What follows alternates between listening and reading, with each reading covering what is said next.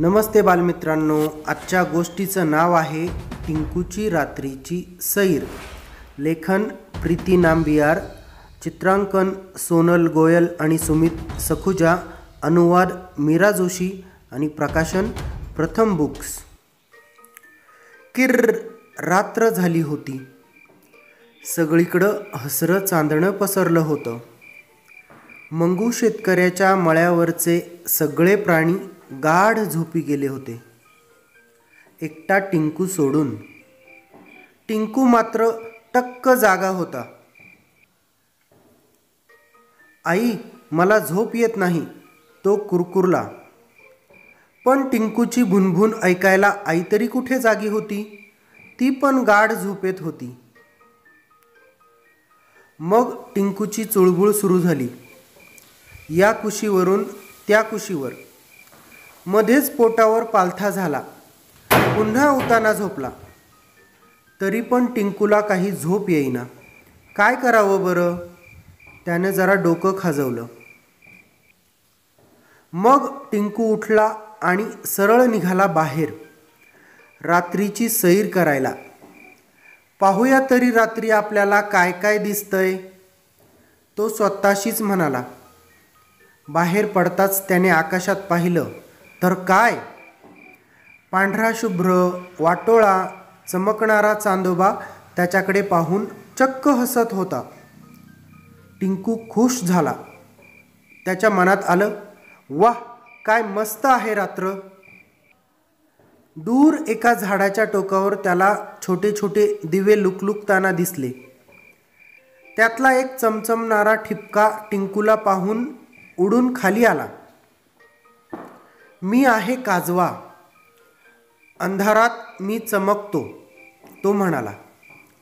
टिंकूने त्याला विचारलं, तू माझा मित्र होशील का? काजव्यानं लगेच होकार भरला. तेवढ्यात बाजूनं आणखी काहीतरी उडालं. टिंकूनं नीट निरखून पाहिलं. कुठला तरी पक्षी झाडाला उलटा लटकलेला होता. तू कोणता पक्षी आहेस? तुझं नाव काय? टिंकूनं विचारलं. अरे, मी पक्षी नाही, मी वटवाघूळ. मला रात्रीच्या अंधारातही दिसतं. वटवाघळानं स्वतःची ओळख करून दिली. टिंकूनं त्याच्याशी पण दोस्ती केली. तोच बाजूच्या झुडपात त्याला काहीतरी खुसफुस ऐकू आली. कोणीतरी लपलं आहे वाटतं तिथं. कोण आहे तिकडं? टिंकूनं विचारलं. मी आहे, कोल्हा. कोल्हा झुडपातून बाहेर येत म्हणाला. मी रात्री भटकायला बाहेर पडतो. टिंकू म्हणाला, आपण दोघं आजपासून मित्र, चालेल? हो, चालेल की, कोल्हा उत्तरला.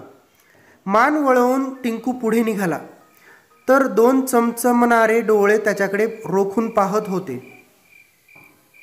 कोण आहेस तू? टिंकूनं विचारलं. मी घुबड.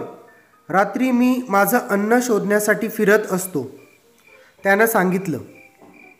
मग काय, टिंकूला अजून एक मित्र मिळाला. तेवढ्यात किर्र किर्र किर्र टिंकूच्या कानावर काहीतरी आवाज पडला.